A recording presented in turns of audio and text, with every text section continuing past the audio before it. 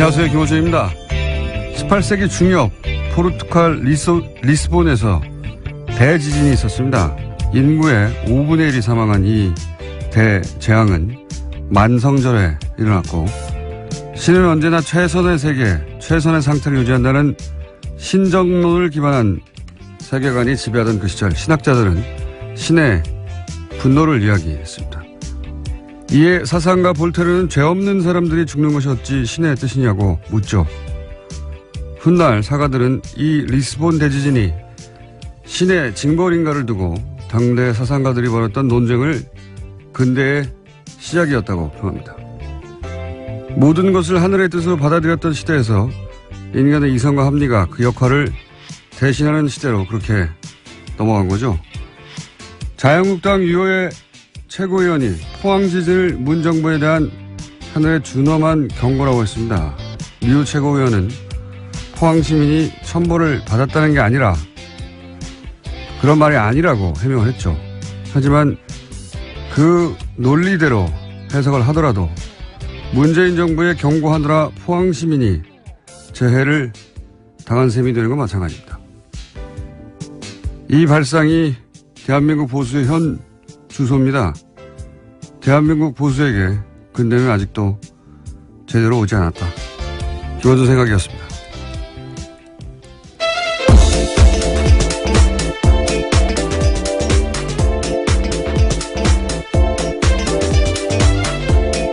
시사인의 김은지입니다. 자, 오늘도 달려볼까요? 네, 다스는 누구 겁니까? 관련된 소식을 가장 먼저 전해드리겠습니다. 요즘 이 뉴스가 여기저기서 자꾸 나오고 있어요. 예. 네, 이명박 전 대통령의 아들 이시영 씨가 다스 핵심 납품업체 한 곳을 또 인수했다라고 어제 JTBC가 보도했는데요. DMI라는 곳입니다. 이 DMI는 다스 납품업체인데 자동차 시트 뼈대를 만드는 곳입니다. 다스 핵심 관계자의 말에 따르면요. DMI 등은 리틀 다스로 불린다라는 건데요. 또 이 DMI는 설립 이후에 흑자 경영을 해오다가 지난해 갑자기 14억 원의 적자를 기록했습니다. 그러면서 매입 가격을 낮추기 위해서 회사를 어렵게 만든 게 아니냐라는 의혹이 나오고 있다고 합니다. 지난번과 마찬가지 케이스죠. 예. 네, 그렇죠. 한번 전해드린 바가 있는데요. 네, 100만 원에 어떻게 600억짜리 다운을 매입했느냐. 알고 보니 100만 원에 매입했더라. 그냥 가져갔다는 얘기죠. 근데 계속 흑자를 내다가 바로 직전에. 네, 인수 직전에요. 네, 적자를 기록했는데 이렇다는 얘기는 뒷거래를 했거나 아니면 일부러 적자가 나도록 다스에서 물량을 주지 않았거나 뭐 그런 케이스 중에 하나일 거라고. 근데 이제 결론은 똑같은 거죠. 결론은 다스가 이제 실소유주 논란을 펼 수 없으니까 이시영 씨에게 비밀리에 승계 작업을 하던 것들이 지금 들키는 와중이다. 이렇게 볼 수 있는 거죠. 네, 핵심 협력 회사들을 통해서 우회해서 경영권을 넘겨주는 게 아니냐라고 전문가들이 의심하고 있습니다. 예전에 삼성 이건희 회장이 이재용 부회장에게 삼성 물려주기 위해서 이제 16억이었던가요 그때? 예. 굉장히 적은 돈이었죠. 예, 16억을 상대적으로. 한 번 주고 그 돈을 종잣돈으로 계속 불려서 전환사채나 이런 방식으로 결국은 이제 몇 조를 만들어서 삼성 전체를 먹게 하는 방법을 사용했는데 이게 크게 문제가 되니까 다른 재벌들은 다른 방법을 쓰기 시작했어요. 그중에 이제 지금 다스가 흉내내고 있는 것은 재벌 2세, 3세 혹은 뭐 4세에게 회사를 하나 세우게 한 다음에 그 회사에게 그 재벌에서 일감을 계속 몰아주죠. 그리고 인수합병을 통해서 등치를 계속 키워서 결국은 본사를 거꾸로 먹는 방식인데 왜냐하면 이렇게 하면 증여세를 피할 수가 있거든요. 예. 대표적으로 이 방식으로 거론되는 게 현대글로비스입니다. 예. 현대글로비스 예를 들어서 현대차, 기아차 수출하게 되면 그 운송 물량이 있을 거 아닙니까? 그 물량을 원래 다른 회사가 하던 거를 빼가지고 현대차, 기아차의 해외 수출 운송 물량의 절반 이상을 이제는 현대글로비스가 해요. 그러면 글로비스는 계속 주가가 올라가겠죠. 예. 그리고 그 오른 주가를 가지고 이제 합병을 하거나 주식 교환을 통해서 현대차의 지배 주주가 되어 간다. 뭐 이런 방식인데 재벌들이 많이 하는 방식입니다. 네, 이런 핵심 업체를 인수할 때요, 다스 본사에서 부장급 직원이나 이런 사람들이 나와서 실무 작업을 지휘했다라는 증언도 있습니다. 그리고 근데 인수가 끝나면 다시 다스로 돌아갔다라고 하는 건데요. 회사 이름을 바꾸거나 경영 목표를 결정하는 일 등에 있어서 다스 사람들이 직접적으로 관여했다라는 거죠. 직접적으로 관여했겠죠. 근데 문제는 뭐냐면 다스 이명박 전 대통령은 다스의 주식이 하나도 없거든요. 공식적으로. 그런데 이 다스가 왜 이명박 대통령의 아들에게 승계되고 있느냐. 예. 당연히 실소유주 논란이 나올 수밖에 없고 그 실소유주는 물려받은 사람의 아버지가 실소유주일 수밖에 없으니까 이명박 전 대통령이 거론될 수밖에 없는 거죠. 예. 그런 이야기입니다. 네. 어제 JTBC 보도는 이명박 전 대통령이 실소유주 논란이 있는 다스가 이명박 대통령의 아들 이시영 씨에게 재벌들이 하는 방식으로 승계되고 있다. 그리고 그 승계 방식의 장점 중에 하나는 비밀리에 할 수도 있고. 지금 다 들켰습니다. 네, 지금 다 모서리 들켜가. 비밀리라고 하긴요. 비밀리에 상장을 하기 전에 이렇게 해서 나중에 상장을 하려고 했던 것 같아요. 예. 그런데 이제 그러면 상장하기 전에 비상장 회사에서 이런 일이 벌어지는 건 잘 알아내기 힘들거든요. 이 모든 건 사실은 140억 때문이에요. 이 140억을 포기했으면 이렇게까지 오기 힘들었습니다. 140억을 계속 파다 보니까 결국은 여기까지 나오게 된 겁니다. 네. 몇 년 전에 이 140억을 포기하지 못한 아버지의 끝없는 돈에 대한 욕망이 결국은 파국을 부를 것이다. 5년, 6년 전에 그런 말을 한 적이 있는데, 그걸로 가고 있습니다. 자, 그런 뉴스고요. 두 번째 뉴스는 뭡니까? 네, 국정원 특수활동비 관련된 소식도 계속 전해드리고 있습니다. 검찰이 어제 관련된 혐의로요, 최경환 자유한국당 의원의 집과 사무실 압수수색했는데요. 국정원 특수활동비 1억 원 받았다라는 혐의입니다. 하지만 최 의원은 계속해서 이를 부인하고 있는데요. 어제 관련된 중요한 증언이 나왔습니다. 이현수 전 국정원 기조실장이 자기가 직접 돈을 줬다라는 건데요. 그러니까 배달 사고의 가능성을 일축한 겁니다. 동시에 자신과 함께 다른 국정원 직원도 함께 돈을 줬다라고 했기 때문에요. 자신은 돈을 전달하는 게 임무였고 그걸 안 할 수가 없었다라면서 배달 사고 가능성은 있을 수 없는 일이다라고 JTBC를 통해서 밝혔습니다. 배달 사고라고밖에 할 수 있는 말이 없는데 배달 사고일 수 없다는 정황과 증언들이 이제 계속 나오는 거고 이렇게 되면 또 이제 정치 공작이 아니라 정치 보복이라고 하겠죠. 이 보수 진영에서 정치 보복이라고 계속 주장하는데 이 프레임이 안 먹히고 있는데 계속 얘기해요. 사실 정치 보복심이 있다 이거거든요. 근데 보복심이 있다 없다 따지는 건 아무 의미가 없는 게 개개인들이 보복심이 있을 수도 있고 없을 수도 있어요. 근데 누가 그 마음을 꺼내서 판별할 수가 있습니까? 그래서 예전에는 그럴 수 없기 때문에 마구 질렀거든요. 누구 심령 수사들도 아니고. 근데 지금 이루어지는 수사가 공동체를 해친 중대한 범죄가 있느냐. 그런 행위들이 있으면 입보도 처벌하는 거고요. 네, 법과 절차를 따라서 하고 있는 거죠. 없으면 미워도 처벌할 수 없는 거고요. 네, 영장은 다 법원에 통해서 나오고 있습니다. 그걸 다 구분할 수 있게 된 것이 현재 시민의 수준이거든요. 그러니까 저는 최근에 이제 보수 정당들이 여기 대응할 때 끊임없이 정치보복, 보수 정당뿐만 아니죠. 조정동도 계속 정치보복을 되뇌이는데 이게 안 통한다는 걸 몰라요. 모르는 것 같아요. 그게 이제 보수 정권 한 10여 년 하는 동안 지상파들도 자기 입맛대로 장악을 해서 본인들이 원하는 논리만 주류 미디어에 계속 등장하니까 자기들 프레임에 자기들이 속아 넘어간 거예요.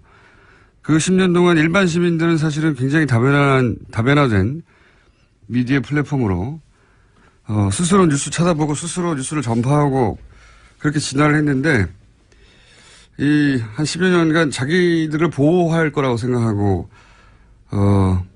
그렇게 장악하게 된 미디어 거기에 둘러싸여서 진화의 시간을 보수가 놓친 겁니다. 그러다 보니까 보수 정당에서 이럴 경우에 검찰도 계속 때리잖아요. 끊임없이 때리거든요. 그러니까 근데 지금 검찰은 청와대가 컨트롤해서 하명 수사하고 이런 게 아니란 말이죠. 지금 보면 여든 야든 민정수석도 잡잖아요. 국정원이든 검찰이든 걸리면 걸린 대로 다 촉촉 수사해버리겠다. 네, 정무수석. 정무수석이죠. 예. 민정수석은 민정수석은 예, 어제 국회에 왔습니다. 예. 그렇군요. 예. 조국 민정수석, 정무수석, 네, 전명환 정무수석. 그러니까 이 10년간을 보수 정권을 겪으면서 검찰이 깨달은 거예요. 그러니까 문재인 정부를 맞이하면서 검찰이 깨달은 바, 이거 검찰의 방식인 거죠. 여기서는 여든 야든 국정이든 검찰이든 무슨 청와대든 족족 다 수사해버리겠다. 근데 이제 과거에 하던 방식으로 정권의 부담이 되라고 조중동을 통해서 혹은 뭐 검찰의 부담을 느끼라고 계속 정치보복이라고 하는데 정치보복 하명수사 막 검찰도 공격하고 그런 얘기를 한다고 청와대가 부담 느끼지도 않고 문재인 대통령이 그런 사람도 아니고 검찰은 점점 약이 오르고 이런 보복 정치 주구장창 얘기하는 건 자기들 무덤을 파는 겁니다. 이 문화 지체를 따라잡지 못하면 앞으로 보수 오랫동안 힘듭니다. 이런 얘기 안 통한다는 거, 단순히 안 통한다는 게 아니라 본인들에게 해가 돼요. 제가 말한다고 제 말 듣겠습니까만은 다음 뉴스는요. 네, 특수활동비 관련된 소식 하나만 더 전해드리면요. 어제 더불어민주당 원혜영 의원이 자유한국당 홍준표 대표의 특수활동비 관련된 발언에 대해서 거짓말이다라고 선을 그었습니다. 홍 대표가 자신이 국회 운영위원장을 맡았던 당시에 국회 특수활동비로 야당 원내대표들한테 국회 운영비용으로 일정 금액을 줬다라고 이야기했는데요.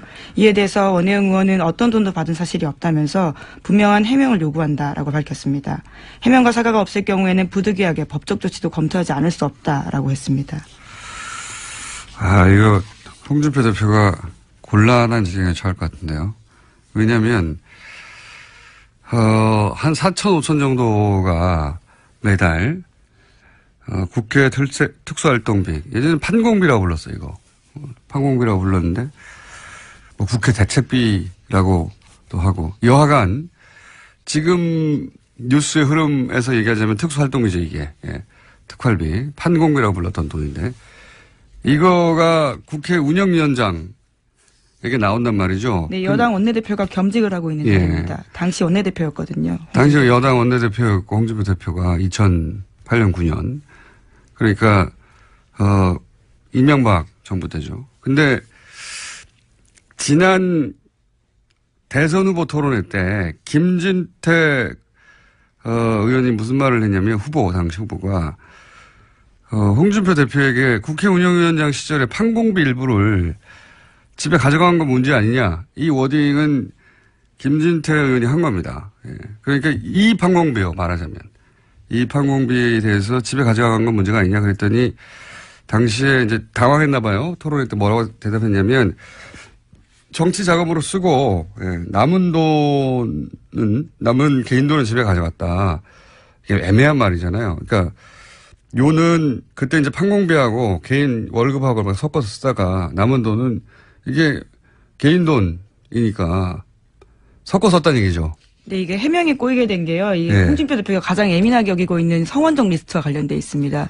2015년 당시의 일에 대해서 해명하면서 처음부터 그렇죠. 발이 꼬였거든요. 왜냐하면은 지금 1억 2천 그때 당시에 이제 그 대선 후보 출마하면서 기탁금 1억 2천이 어디서 왔느냐. 그 돈이 어떻게 마련되어 있느냐를 해명을 하던 와중에 끝에 이 얘기가 나오거든요.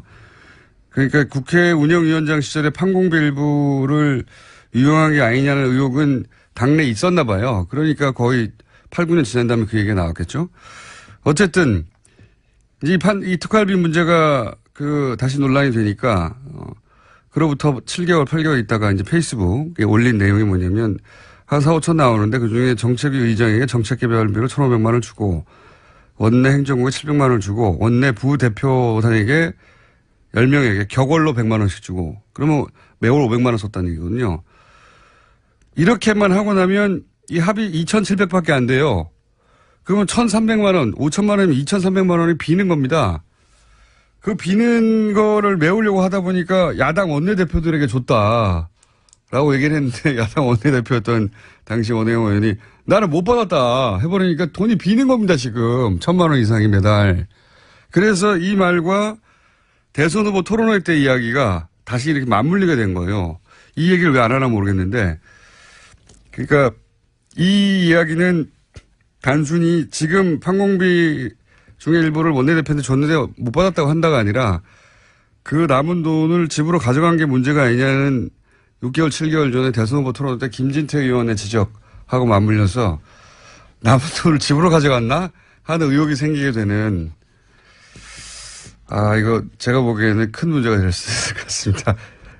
아마 7개월, 8개월 전 얘기가 생각이 안 나서 아직 기사화가 안 된 것 같은데 기자들이 곧 묻게 될 것 같아요. 이 문제는. 위기입니다. 대표. 다음 뉴스는요. 네, 한겨레 21이 2012년 12월 국정원 댓글 사건이 발각된 직후에 국정원과 경찰 핵심 인물 10명이 전화와 문자를 주고받은 내역을 입수해서 분석했습니다. 이들은 12월 11일부터 엿새 동안 휴대전화 번호 14개를 사용했는데요. 그런 다음 서로 다른 500개가 넘는 번호를 통해서 총 3,300여 번 가까이 연락을 주고받았습니다. 분석한 결과에 따르면 예상대로 국정원, 경찰, 새누리당의 통화 내역이 나왔는데요. 여기에 새롭게 나온 게 있습니다. 청와대인데요. 이명박 정부의 청와대 시절에 여러 가지 통화를 했다라는 지점들이 나오는데 이와 관련되어 있는 인물들이 하금열 청와대 비서실장, 이달곤 청와대 정무수석, 이아무개 청와대 비서실장 선임행정관 등입니다. 그게 나오는 게 정상이죠. 예. 나오는 게 정상이죠. 네, 지금까지 밝혀지지 않았던 사실이라서요. 네, 청와대, 국정원, 경찰, 새누리당의 커넥션이 있지 않겠냐라고 당시도 이야기했었고, 예. 근데 이제 그 울증이 이제 처음 나온 거죠. 예. 왜냐면 한 달 전쯤에도 얘기했던 것 같은데 서로 입을 맞추지 않으면 있을 수 없는 일이죠. 대선 후보 토론회 때 당시 박근혜 후보가 문재인 후보에게 그 국정원 여직원한테 수사 결과 아무것도 안 나오면 책임지라 그런 말을 하고 나서 토론회 끝나자마자 경찰이 아무것도 안 나왔다고 발표를 하죠. 중간 수사 결과. 심지어 중간 수사 결과 발표라고 이야기했습니다. 말도 안 되게. 네. 그리고 곧 이어서 국정원에서는 고소고발을 하죠. 예. 바로 보도자료를 내고요. 관련된 사실에 대해서 공박을 시작했습니다.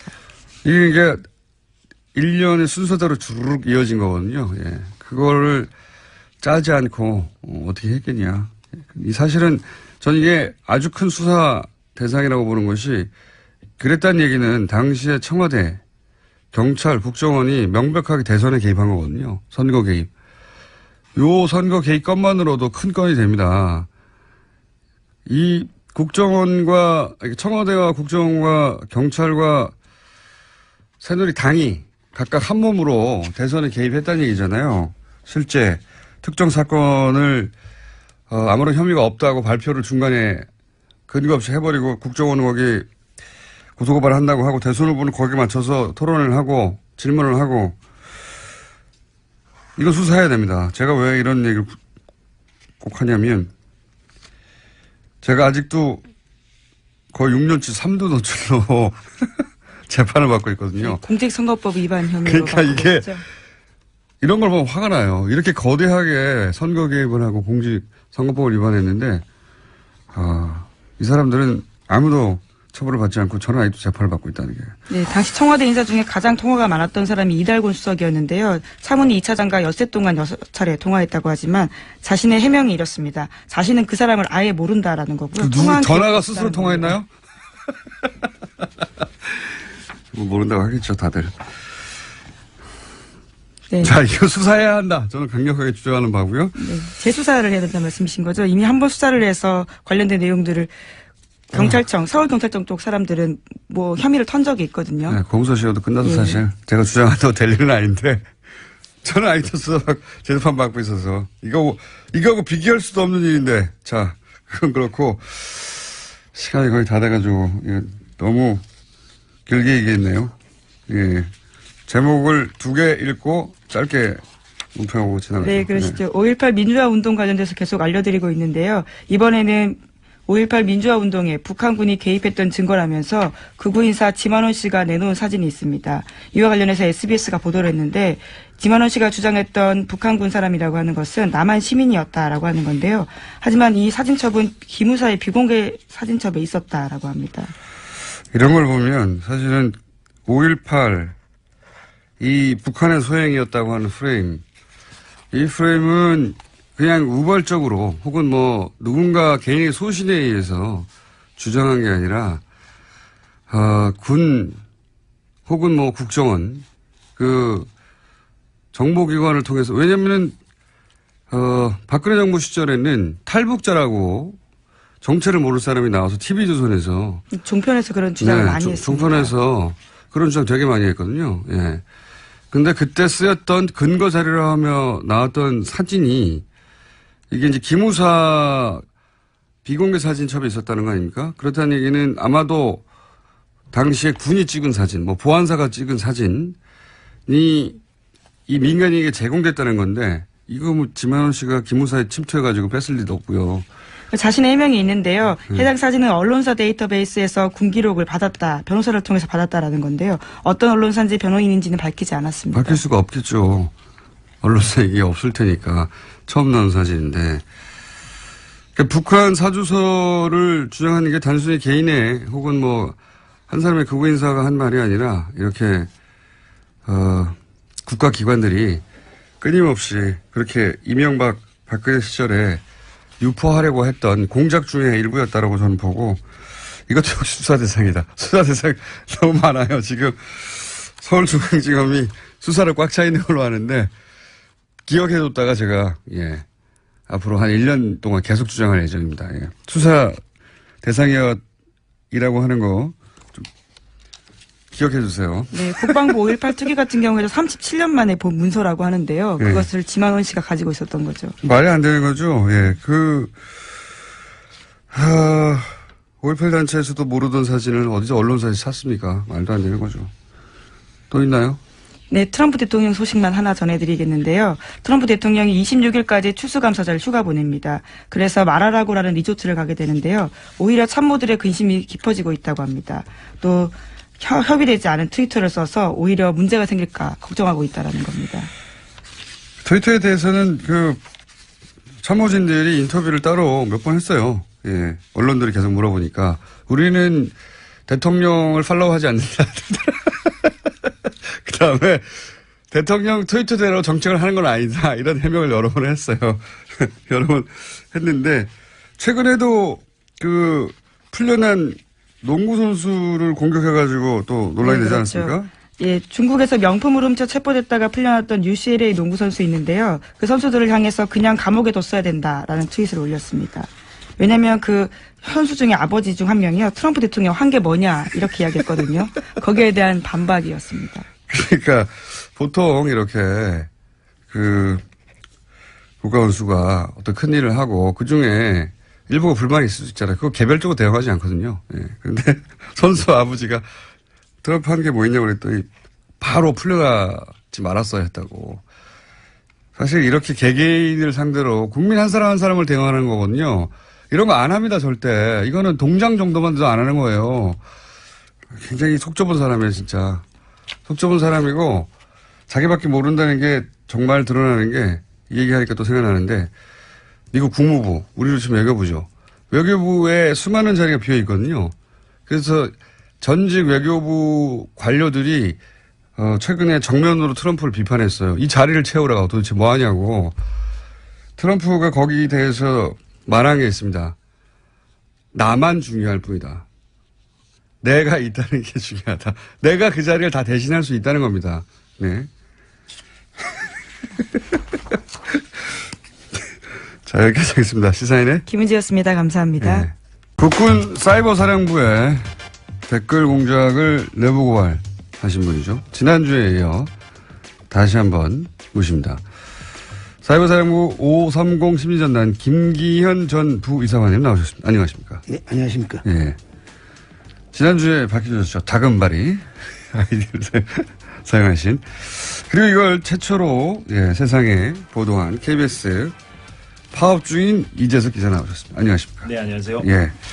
파업 중이기 때문에 저희가 KBS 기자들을 이렇게 빌려 쓰고 있습니다.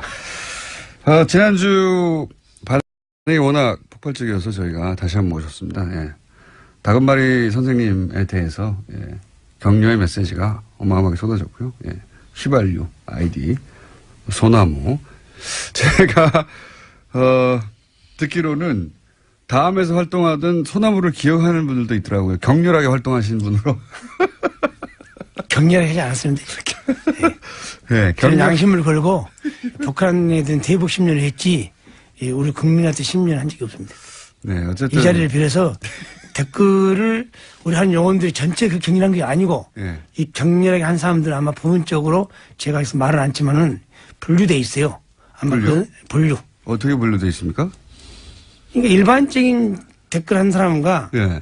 그러니까 우리끼리 뽑자. 우리끼리 뽑자? 우리끼리 인원을 뽑자. 그 인원이 있잖아요. 예. 그분들이 이제 그 통상적으로 이제 그 댓글을 정치 댓글 단 거지 우리 10년단 요원 전체가 이 정치 댓글 단 게 아닙니다. 저는. 아, 그러면은 예를 들어서 이명박 정부를 옹호하고 네. 뭐 예를 들어서 무슨 어떤 정책에 대해서 이거 막 칭찬하고 이렇게 소위 이제 정부 선풀이죠. 네. 정부를 옹호하는 댓글을 다는 팀과 그게 아니라 야당을 공격하고 뭐 야당 특정 지역을 비하하고 이런 댓글을 다는 팀이 따로 있었어요? 그러니까 저는 이제 어렴풋이 예. 그 야당을 비하한다는 그 눈치를 채고 소문을 알았지만은 예. 저는 제가 안 하니까 아하. 그걸 모르죠. 통상적으로 그때 몰랐었는데. 우리가 어떻게 되냐면은 이 분포도가 있어요. 분포도. 심리도, 국방, 예. 군사, 어허. 안보, 예. 한미동맹, 예. 기타. 아, 담당이 이렇게 나눠져 있어요? 그렇게 이제 코드를 그 10년 코드가 나눠 있죠 이렇게 분류가 거기에 입각해서 있는데 예. 이 이제 사건 그 분류 들어가지 않는 정치팀이 있었다는 거죠. 그러니까 그것을 이제 아마도 그 당시는 이제 그 조직에서 소문이 예. 나오기는 저는 이제 경기를 하니까 예. 주로 정치 댓글은 그 이제 일단 별똥내라나 별동대가 따로 있었다. 그런 용이 많이 한다는 걸 들었는데 예. 저 수사를 하고 나서 이제 알았죠. 터지고 나서니까. 근데 그 일부 요원들은 그야말로 정책 측면 지원을 한 거이지 야당한테 그 뭐 비한다든가 특정 정치를 비한다는 저는 몰랐어요, 솔직히. 그때는 당시에는 모르셨고 예. 별도의 팀이 존재했다. 예. 그런데 나중에 보니까 팀이 존재했다. 그래서 소문이 있었는데 그 사람들은 따로 뽑았다고 말씀하시는 아니, 거군요. 뽑는 것이 아니고 거기 안에 내에서도 안에 내에서도 성분을 분류를 이제 하는 거죠, 약간. 일단 제가 뽑아놓고 성부를 이제 직원이 이제 우리가 처음에 출발할 때는 예. 60명 출발했으니까 예. 거기 보강될 때도 쭉 보면 들어온 걸 따라서 이제 인원의 성향을 좀 분석하는 거죠. 예. 저 사람 반항성이 있다, 없다. 아, 사이버 사령부 내에 이 심리전단 안에서도 다시 성분 분석을 했다. 예. 그래서 그 사람들에게만 이런 정치 댓글을 시켰다. 그렇죠. 그렇습니까? 예. 예. 그 보안을 유지하기 위해서. 그걸 어떻게 아셨어요? 저는 이제 그런 어렴풋이 눈치를 어떻게 채셨어요? 어렴풋지 않은 내가 아침에 가서 이제 검색을 하죠. 예. 검색을 하는데 이상하게 우리 아이디가 눈에 튀는 아이디가 나온 거예요, 저한테. 네, 우리 아이디가 나왔는데. 거의 아는 아이디가. 예. 근데 뭐 전라도띠 황호새끼. 전라도 홍새끼라는 거를 아는 아이디가 쓰고 있더라. 많이 보이는 아이디가. 예, 예. 이거 혹시 우리 요원들 아니나 그 의심 맞았는데 이 사건이 터지고 수사가 진행되니까 그걸 다 우리 요원들이 했더라고요. 어허. 그러니까 이제 네. 매우 노골적인 그러니까 야당 정치인들을 비난하고 특정 지역을 비난하는 그런 매우 노골적인 아주 저질의 댓글을 다는 요원들은 별도로 또 아주 있었다.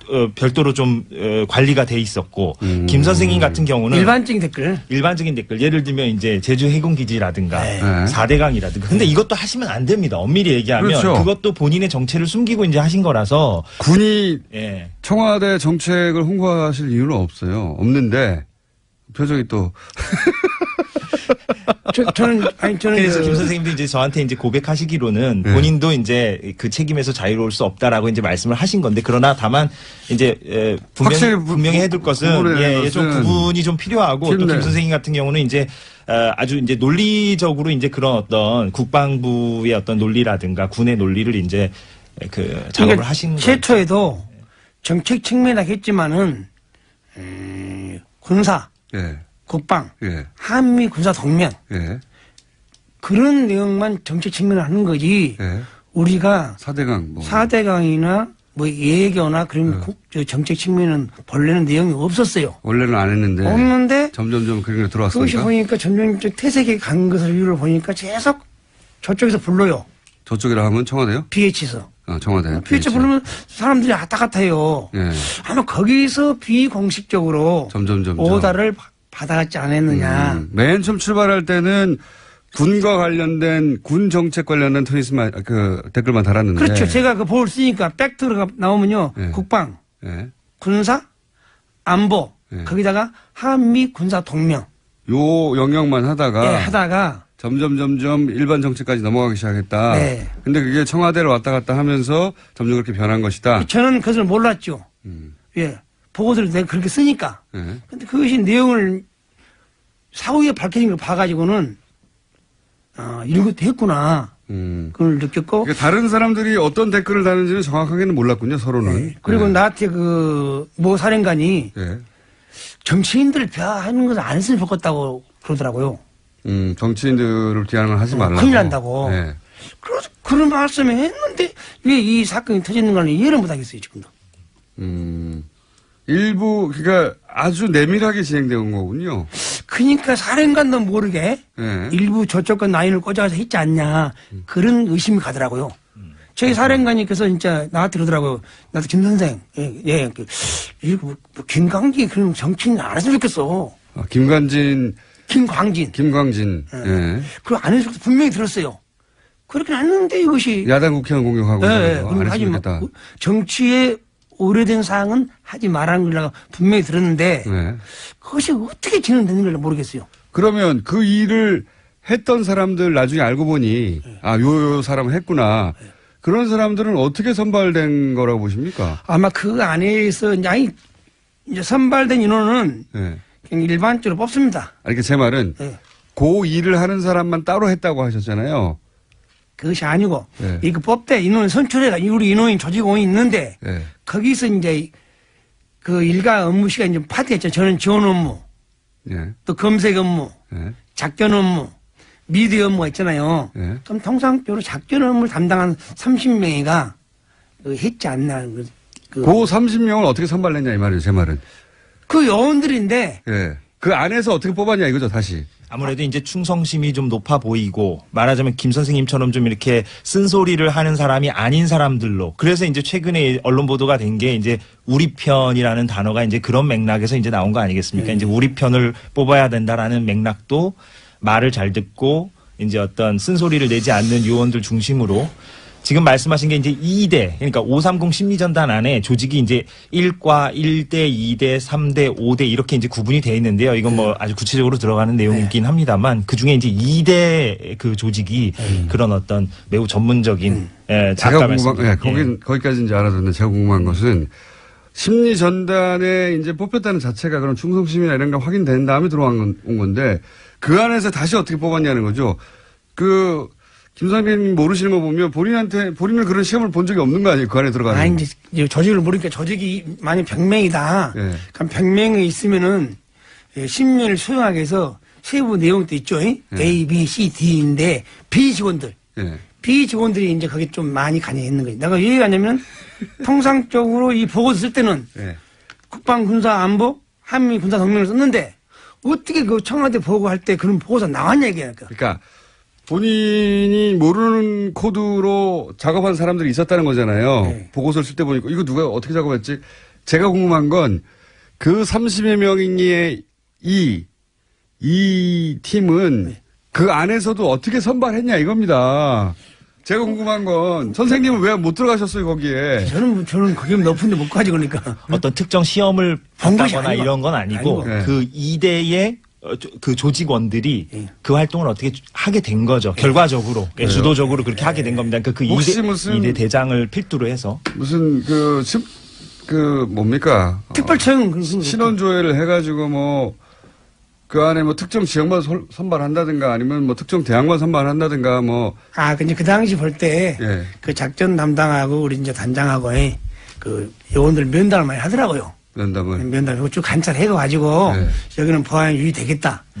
투입시키는 거죠. 그래서 별도로 뽑는 것이 아니고. 별도로 뽑지 않는다는 거 알겠는데 이 똑같은 질문을 여러 번 하는데 그 안에서 어떻게 선발하느냐. 선발하는데 네. 선발은 제가 구체적으로 여쭤볼게요. 네. 혹시 그 지역 분들은 예를 들어서 경상도 분만 뽑는다든가 아니면 무슨 육사 출신만 뽑는다든가 아니면 무슨 어디 후배들만 뽑는다든가 그런 게 있었어요? 그 팀은 가만히 보니까 주로 이제 눈을 쭉 보니까 예. 참 이런 말 하면 안 되겠지만 내가 하세요. 이제 좀 지역도 많이 고려한 것 같더라고요. 아, 그렇군요. 예. 아니, 간단한 질문인데, 이거 10분째. 그러니까 이제 특정 지역만 골라낸다든가, 뭐 특정 출신만 특히 골라낸다든가. 이제 충성심이 강한 사람. 알겠습니다. 단편지를 말하면. 그러니까 특정 지역을 주로 선발해서 그 지역에게 그 지역 감정을 유발하는 댓글을 쓰게 만들고 정치적으로 그런 일을 시킨 거잖아요. 아주 사악한 거예요. 예. 아주 그런데 사악한 제가 건데. 말씀드리고 싶은 것은 정치 댓글은 정책 측면 지원을 한 것은 있지만은 정치 댓글을 이렇게 정치인들이 막 부각된 걸 보고는 내가 놀랐어요. 그것은 아마 은밀히 이 다른 BH하고 협조를 했지 않냐. 왜? 거기를 왔다가 되기 때문에. 네. 그런데 그 보고서를 만들면은 누가 승인해주고 보는 사람이 있는 게 그걸 만들지. 그렇죠. 뭐다 이걸 보고를 합니까? 그 정치인들 그 누트나게. 네. 신변도 아닌데. 네.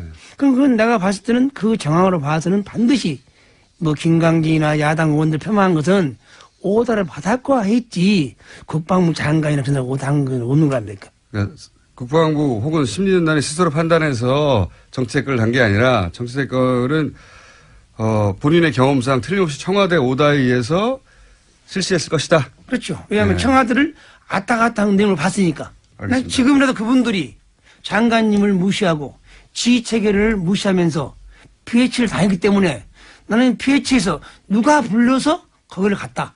가서 무슨 회의를 했고 무슨 오다를 받아왔다. 그분들이 깨끗하게 양심선을 좋겠으면 될까. 현 단계에서는. 그래야 우리 안보가 더 튼튼해지고 이걸로 혼란이 안 오죠. 예. 알겠습니다. 자, 지난주에 저희가 얘기하려다가 시간이 부족해서 못했던 것 중에 오늘 제가 질문 하나가 거의 10분을 까먹어가지고. 그러니까 특정 지역 출신들을 골라가지고 특정 지역을 공격하게 만든 거잖아요. 그 얘기를 질문하고 싶었는데, 힘들었습니다. 지난주에 이거 있지 않습니까? 김석중 씨. 네. 김석중 씨가, 양심 선언을 하려고 했던 네네. 그런 의지를 가지고 있었던 친구였는데, 네. 그 김석중 씨가 교통사고로 사망을 했습니다. 네. 근데 교통사고로 사망한 것에 대해서 유가족들은 당연히 의혹을 제기합니다. 그죠? 예. 의혹을 제기하는데. 뭐 결과적으로는 물론 가해자와 합의를 하긴 했습니다. 예. 네. 예. 근데 이제 지난 시간에 잠깐 말씀하셨지만 정황 자체는 중간에 전입을 온 분이고 이분이 네네. 전입을 와서 그런데 그 댓글 수사가 진행되는 동안 이분이 다른 곳으로 잠깐 네, 교육 갔다 왔죠. 예, 교육 갔다 오는 바람에 이분이 쓰던 컴퓨터를 그냥 두고 제 방에 방치해놓고 갔죠. 압수수색이 안 되는 바람에 그 안에 자료들이 들어 있었다. 네네. 그렇죠. 네. 그래서 나중에 봤더니 자료가 잔뜩 들어 있는데 그 자료 중에 이분이 보니까 자신이 작성하지 않은 청와대 문건이 그 안에서 나왔다는 거 아닙니까? 그렇죠? 그렇게 김 선생님에게 제가 얘기를 이제 했다. 예. 네. 와서 나한테 하는 말이 이 CD를 가지고 와서 예. 저한테 형님이라고요. 형님, 내가 작성하는 보고서 이 안에 많습니다. 네. 그게 무슨 보고야? 그랬더니 본인이 작성하지 않은 보고서가 많다. 그게 무슨 보고야? 그게 청와대 보고한 용의가 많다고 그래요. 그 CD를 나한테 주더라고요. 네. 보고를 하라고. 네. 그냥 보고하지 않겠다. 가지고 가라. 그렇게 끝냈죠.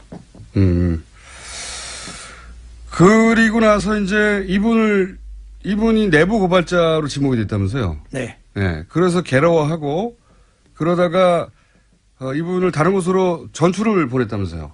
그렇습니다. 예. 그러니까 내부 고발자를 받았지만은 네. 그 이전까지도 조금 행동이 좀 부실했어요. 업무가 좀 나태하고 그렇게 했는데 아마도 이제 그렇게 나태하다 보니까 제보자가 아니냐. 네. 그렇게 어명을 받아가면서 저는 대구 가서 중문까지는 모릅니다. 네. 가기 전에 50일 동안 거기서 인간 이하 취급받았죠. 그 안에서. 예, 네. 대갑질 받았죠. 사병들하고 같이 가둬놓고 필요도 없는 거 혼자 있게 만들고 그래서 내가 몇 번 건의했죠. 저분도 한 인격체니 네. 일단 죄를 지었으면 네. 관련 규정과 절차에 따라서 징계를 합시다. 네. 그러나서 여기서 교육을 시켜 쓰든가 네. 보내는 거 해야지 네. 저렇게 막무가내 가둬놓으면 인권을 가둬뒀어요? 무시하고 가둬놨죠. 어. 가두는 거 아니라 좀 심한 말이지만은 그 병사들 같이 놔둔 거지. 간부인데. 간부를 네. 병사들하고 그 따로 아니죠. 소개하고 건물 출입구 옆에 안내 데스크에 예. 가둬놨어요? 예, 사병들하고 사실상 이제 가둬놨다는 표현은 좀 뭐 그럴 수 가장이고. 있겠습니다만, 예, 그러니까 거기에 이제 방치죠 한마디로, 그러니까 예, 그러니까 한마디로 위에서 속된 말로 좀 찍혀서, 예, 그래서- 그래서 네. 구석에 처박아 놨군요. 한마디로 말해서. 그래서 처방하는데 지금도 기분 나쁘게 내가 몇 번 갔어요. 네. 가서 이 사항은 빨리 해결하자. 그러니까 처벌하는 것도 아니고 그렇다고 다른 곳으로 보내는 것도 그러면서 아니고. 이제 협박하고 회의하고 겁박하면서 음. 너가 이거 있을래? 너 대구로 갈래? 아니, 다른 데로 갈래? 그런데 그분한테 다른 데로 전출 가는 그분한테 조심하라고 그러셨다면서요. 한 번 와가지고 저한테 이제 아니 너 가니 비 오는 날 가지 말고 비 오는 날. 술 먹지 말고 네. 그리고 밤에 가지 말아라. 왜 그렇게 말씀하셨어요? 특히 갓길 가지 말고. 갓길 가지 마라. 예. 왜 그렇게 말씀하셨어요? 제 직감으로 이제 말하는 거지. 이제. 직감으로요? 예. 과거에 혹시 계속 이제 방첩 관련 일을 하셨으니까, 첩보 일을 하셨으니까, 과거에 혹시, 이 죽음은 이상하다, 그런 기억 때문에 그런 말씀 하셨어요? 그런 것보다는 자기 안전을 위해서 내가 선별해서 충고해 준 거죠. 뜬금없이 전술 가는 사람한테 왜 갓길 다니지 말고, 밤에 다니지 말고. 아니, 제가 또 양심선언으로 말하기 때문에 네. 그런 말을 돌았어요. 그럼 또 누가, 암만 그 사람이 민주국가에도, 암만 좋은 것도 반대파 있지 않습니까? 혹시 반대파 해코지하지 않나. 그래서 내가 주의를 줬죠. 그러니까. 네. 그런 주의를 주신 이유가 있을 거 아닙니까? 혹시 그걸 은폐하는 세력들이 네. 자기를 합리하기 위해서 네. 그걸 나가면 자기 합리 안 되잖아요. 입을 막기 위해서. 이걸 막기 위해서 할 수도 있다. 그렇게 생각하셨어요? 최고의 가능성을 내가 여러 번 말한 거죠. 그런 일을 보신 적 있으세요? 없죠, 저는. 없는데 왜 그런 말씀 하셨어요? 어쨌든, 그런 말씀을 하신 건 사실이에요. 사실이고 제가 이거. 예. 갓길 다니지 마라, 예, 밤길 밤길 다니지 다니지 마라, 술 먹지 마라. 예. 그런데 이분이 실제로 술을 한 잔 하셨다고 하는, 그렇게 추정이 됩니다. 확인은 안 되고. 술을 마셨는지 안 마셨는지 확인이 안 되는데 술 마셨다고 이제 얘기하고 있는 거죠. 예. 그리고 실제로 어떤 길에 갓길, 그러니까 밤 10시에 예. 예, 국도변을 걸어 가시다가 예.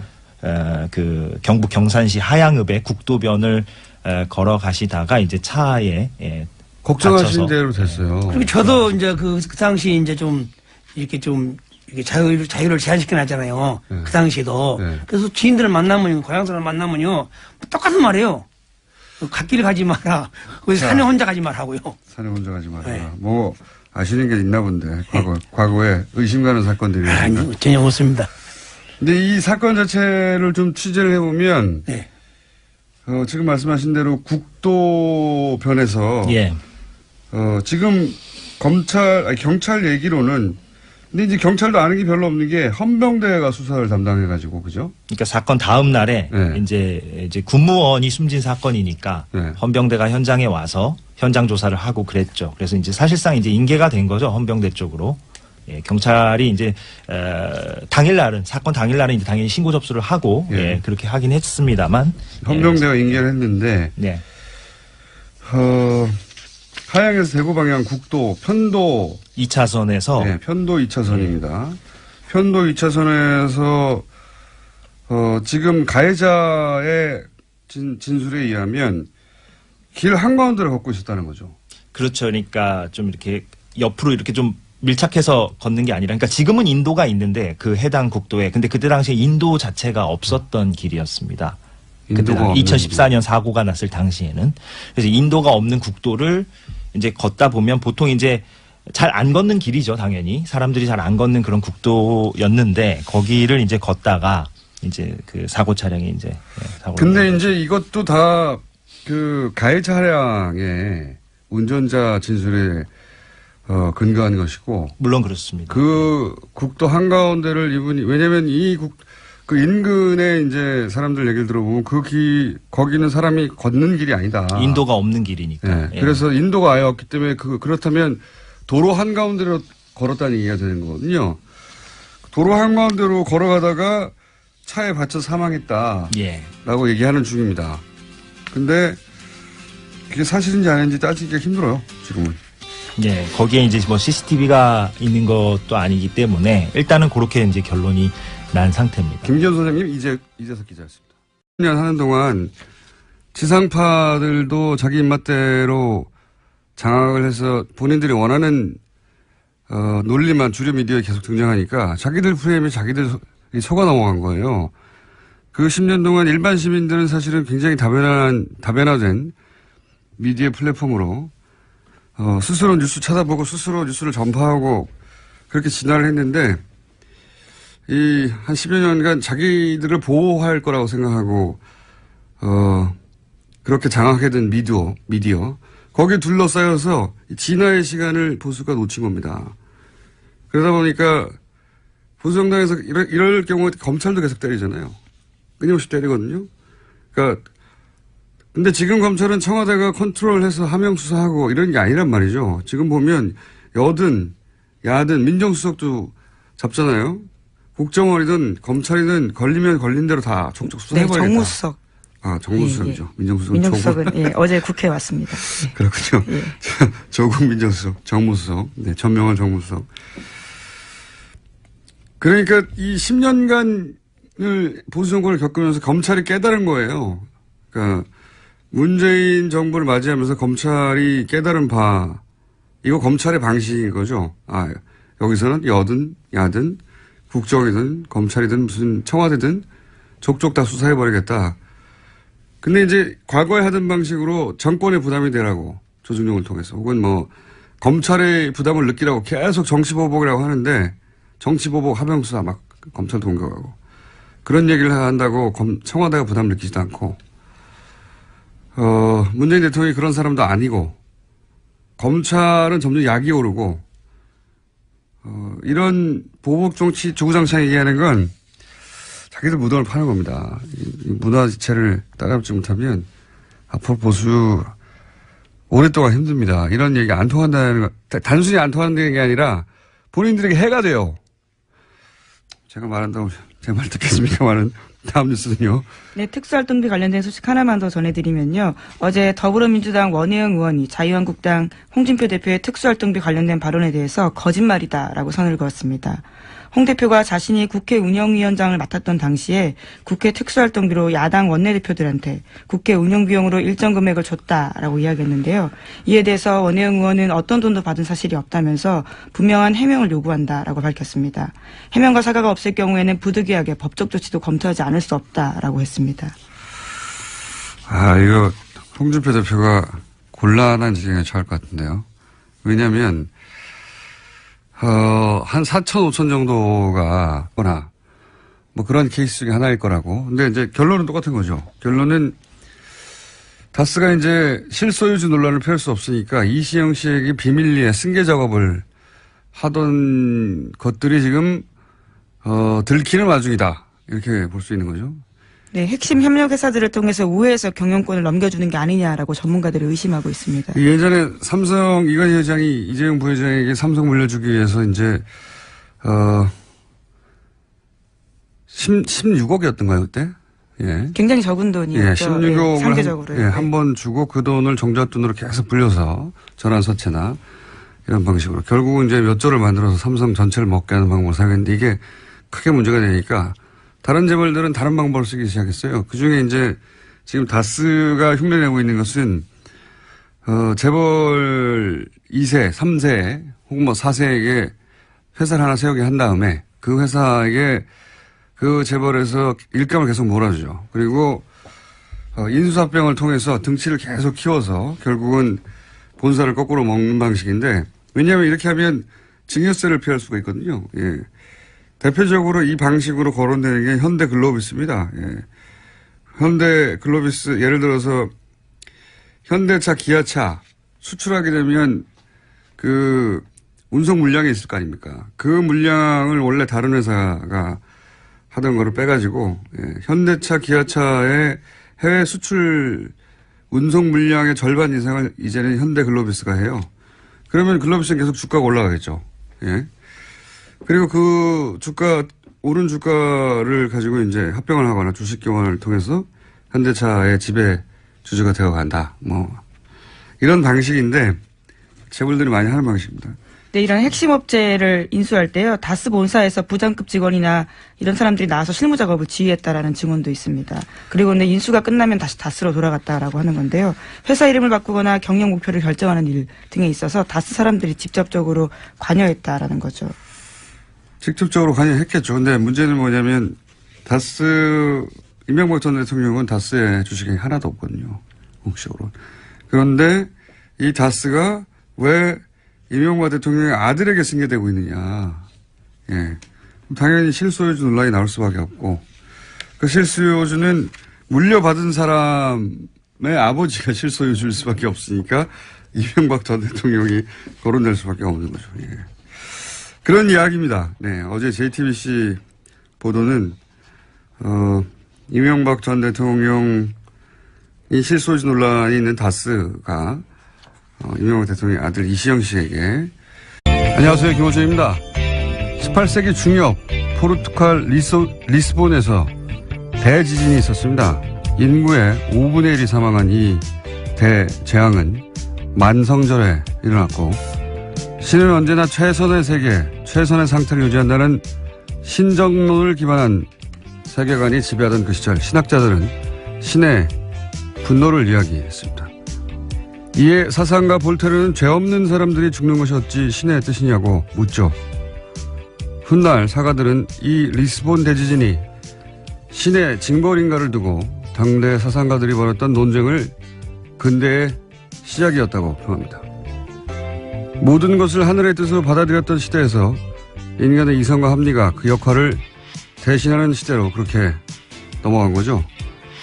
자유한국당 유호의 최고위원이 포항지진을 문정부에 대한 하늘의 준엄한 경고라고 했습니다. 류 최고위원은 포항 시민이 천벌을 받았다는 게 아니라, 그런 말이 아니라고 해명을 했죠. 하지만 그 논리대로 해석을 하더라도 문재인 정부에 경고하느라 포항 시민이 재해를 당한 셈이 되는 건 마찬가지입니다. 이 발상이 대한민국 보수의 현 주소입니다. 대한민국 보수에게 근대는 아직도 제대로 오지 않았다. 김원준 생각이었습니다.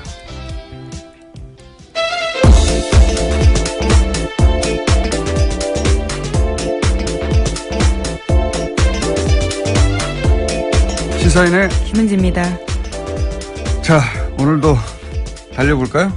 네, 다스는 누구 겁니까? 관련된 소식을 가장 먼저 전해드리겠습니다. 요즘 이 뉴스가 여기저기서 자꾸 나오고 있어요. 예. 네, 이명박 전 대통령의 아들 이시영 씨가 다스 핵심 납품업체 한 곳을 또 인수했다라고 어제 JTBC가 보도했는데요. DMI라는 곳입니다.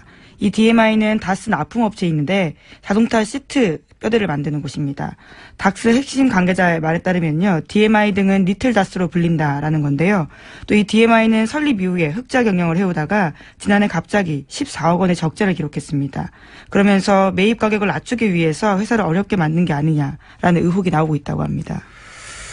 지난번과 마찬가지 케이스죠. 예. 네, 그렇죠. 한번 전해드린 바가 있는데요. 네, 100만 원에 어떻게 600억짜리 다운을 매입했느냐. 알고 보니 100만 원에 매입했더라. 그냥 가져갔다는 얘기죠. 근데 계속 흑자를 내다가 바로 직전에. 네, 인수 직전에요. 네, 적자를 기록했는데, 이렇다는 얘기는 뒷거래를 했거나 아니면 일부러 적자가 나도록 다스에서 물량을 주지 않았고 재벌들이 하는 방식으로 승계되고 있다. 그리고 그 승계 방식의 장점 중에 하나는 비밀리에 할 수도 있고. 지금 다 들켰습니다. 네, 지금 다 모서리 들켜가. 비밀리라고 하긴요. 비밀리에 상장을 하기 전에 이렇게 해서 나중에 상장을 하려고 했던 것 같아요. 예. 그런데 이제 그러면 상장하기 전에 비상장 회사에서 이런 일이 벌어지는 건 잘 알아내기 힘들거든요. 이 모든 건 사실은 140억 때문이에요. 이 140억을 포기했으면 이렇게까지 오기 힘들었습니다. 140억을 계속 파다 보니까 결국은 여기까지 나오게 된 겁니다. 네. 몇 년 전에 이 140억을 포기하지 못한 아버지의 끝없는 돈에 대한 욕망이 결국은 파국을 부를 것이다. 5년, 6년 전에 그런 말을 한 적이 있는데 글로 가고 있습니다. 자, 그런 뉴스고요. 두 번째 뉴스는 뭡니까? 네, 국정원 특수활동비 관련된 소식도 계속 전해드리고 있습니다. 검찰이 어제 관련된 혐의로요, 최경환 자유한국당 의원의 집과 사무실 압수수색했는데요. 국정원 특수활동비 1억 원 받았다라는 혐의입니다. 하지만 최 의원은 계속해서 이를 부인하고 있는데요. 어제 관련된 중요한 증언이 나왔습니다. 이현수 전 국정원 기조실장이 자기가 직접 돈을 줬다라는 건데요. 그러니까 배달 사고의 가능성을 일축한 겁니다. 동시에 자신과 함께 다른 국정원 직원도 함께 돈을 줬다라고 했기 때문에요. 자신은 돈을 전달하는 게 임무였고 그걸 안 할 수가 없었다라면서 배달 사고 가능성은 있을 수 없는 일이다라고 JTBC를 통해서 밝혔습니다. 뭐 배달 사고라고밖에 할 수 있는 말이 없는데 배달 사고일 수 없다는 정황과 증언들이 이제 계속 나오는 거고 이렇게 되면 또 이제 정치 공작이 아니라 정치 보복이라고 하겠죠. 이 보수 진영에서 정치 보복이라고 계속 주장하는데 이 프레임이 안 먹히고 있는데 계속 얘기해요. 사실 정치 보복심이 있다 이거거든요. 근데 보복심이 있다 없다 따지는 건 아무 의미가 없는 게 개개인들이 보복심이 있을 수도 있고 없을 수도 있어요. 근데 누가 그 마음을 꺼내서 판별할 수가 있습니까? 그래서 예전에는 그럴 수 없기 때문에 마구 질렀거든요. 누구 심령 수사도 아니고. 근데 지금 이루어지는 수사가 공동체를 해친 중대한 범죄가 있느냐. 그런 행위들이 있으면 입보도 처벌하는 거고요. 네, 법과 절차를 따라서 하고 있는 거죠. 없으면 미워도 처벌할 수 없는 거고요. 네, 영장은 다 법원을 통해서 나오고 있습니다. 그걸 다 구분할 수 있게 된 것이 현재 시민의 수준이거든요. 그러니까 저는 최근에 이제 보수 정당들이 여기 대응할 때 끊임없이 정치보복, 보수 정당뿐만 아니죠. 조정동도 계속 정치보복을 되뇌이는데 이게 안 통한다는 걸 몰라요. 모르는 것 같아요. 그게 이제 보수 정권 한 10여 매달 국회 특수활동비 예전에 판공비라고 불렀어요. 이거 판공비라고 불렀는데 뭐 국회 대책비라고도 하고 여하간 지금 뉴스의 흐름에서 얘기하자면 특수활동비죠 이게. 예. 특활비 판공비라고 불렀던 돈인데 이거가 국회 운영위원장에게 나온단 말이죠. 네, 여당 원내대표가 겸직을 하고 있는 자리입니다. 당시 원내대표였거든요. 당시 여당 원내대표였고 홍준표 대표가 2008년 9년 그러니까 이명박 정부 때죠. 근데 지난 대선 후보 토론회 때 김진태 의원이 무슨 말을 했냐면 당시 후보가 홍준표 대표에게 국회 운영위원장 시절에 판공비 일부를 집에 가져간 건 문제 아니냐. 이 워딩은 김진태 의원이 한 겁니다. 예. 그러니까 이 판공비요 말하자면. 이 판공비에 대해서 집에 가져간 건 문제가 아니냐 그랬더니 당시에 이제 당황했나 봐요. 토론회 때 뭐라고 대답했냐면 정치 자금으로 쓰고 남은 개인 돈은 집에 가져갔다. 이게 애매한 말이잖아요. 그러니까 요는 그때 이제 판공비하고 개인 월급하고 섞어서 쓰다가 남은 돈은 이게 개인 돈이니까 섞어 썼다는 얘기죠. 네, 이게 해명이 꼬이게 된 게요. 이 홍준표 대표가 가장 예민하게 여기고 있는 성원정 리스트와 관련돼 있습니다. 2015년 당시의 일에 대해서 해명하면서 처음부터 그렇죠. 발이 꼬였거든요. 왜냐하면은 지금 1억 2천 그때 당시에 이제 그 대선 후보 출마하면서 기탁금 1억 2천이 어디서 왔느냐. 그 돈이 어떻게 마련되어 있느냐를 해명을 하던 와중에 끝에 이 얘기가 나오거든요. 그러니까 국회 운영위원장 시절에 판공비 일부를 유용한 게 아니냐는 의혹은 당내에 있었나 봐요. 그러니까 거의 8, 9년 지난 다음에 그 얘기가 나왔겠죠. 어쨌든 이 특활비 문제가 다시 논란이 되니까 그로부터 7개월, 8개월 있다가 이제 페이스북에 올린 내용이 뭐냐면 한 4, 5천 나오는데 그중에 정책위 의장에게 정책개발비로 1,500만 원을 주고 원내 행정국에 700만 원을 주고 원내 부대표단에게 10명에게 격월로 100만 원씩 주고 그러면 매월 500만 원 썼다는 얘기거든요. 이렇게만 하고 나면 이 합이 2,700밖에 안 돼요. 그러면 1,300만 원, 5천만 원이면 2,300만 원이 비는 겁니다. 그 비는 거를 메우려고 하다 보니까 야당 원내대표들에게 줬다. 라고 얘기를 했는데 야당 원내대표였던 당시 원혜영 의원이 나는 못 받았다 해버리니까 돈이 비는 겁니다 지금 1,000만 원 이상이 매달. 그래서 이 말과 대선 후보 토론회 때 이야기가 다시 이렇게 맞물리게 된 거예요. 이 얘기를 왜 안 하나 모르겠는데